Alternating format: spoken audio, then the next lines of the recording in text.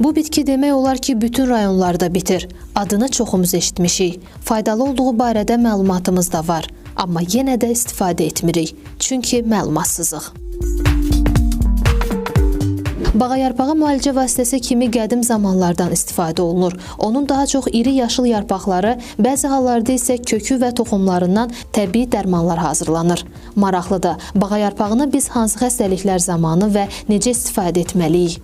Bugün Bir Bax kanalında bunu biləcəksiniz.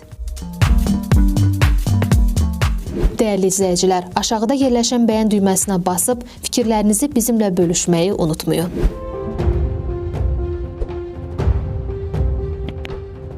Müasir xalq təbabətində bu bitki yara və xora sağaldan vasitə kimi geniş istifadə olunur. Məsələ burasındadır ki, bu bitkinin tərkibində nadir bir maddə metilmetionin var. Bu maddə mədədə və 12 barmaq bağırsağında xoraları sağaldır. Onun tərkibində K və C vitaminləri, orqanik turşular, büzücü və çox faydalı maddələr var. Ənənəvi tibbdə bağayarpağının müalicəvi xüsusiyyətlərindən istifadə edir. Bu bitki müxtəlif sidik qovucu, iltihab, mikrob əleyhinə, yara sağaldan vasitə kimi preparatların tərkibinə daxil edilir.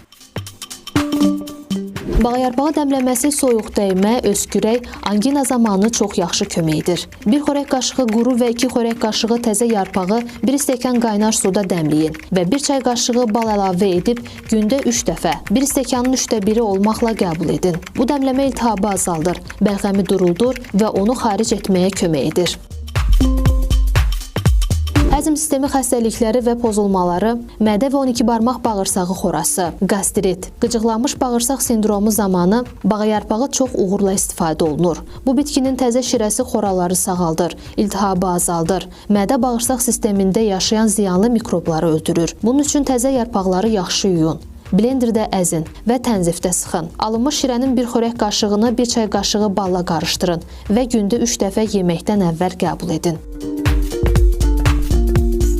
Həzm sistemi xəstəlikləri zamanı həmçinin bağayarpağı dəmləməsindən istifadə olunur. 2 xörək qaşığı xırda doğranmış təzə bağayarpağının üzərinə 1 stəkan qaynar su əlavə olunur və vamodda qapağı bağlı qazanda 5 dəqiqə ərzində saxlanılır. Soyuyanda dəmləmə yaxşı süzülür. Yarpaqlar süzgəcdən sıxılır. Dəmləməni gündə 3 dəfə stəkanın 3də 1 hissəsi olmaqla qəbul edin. Nəzərinizə çatdıraq ki, bağayarpağı dəmləməsi və şirəsi mədə turşuluğunun azalması ilə müşayiət olunan pozulmalar zamanı istifadə olunur. Yəni, mədə turşuluğunun artması zamanı bu bitki istifadə olunmamalıdır.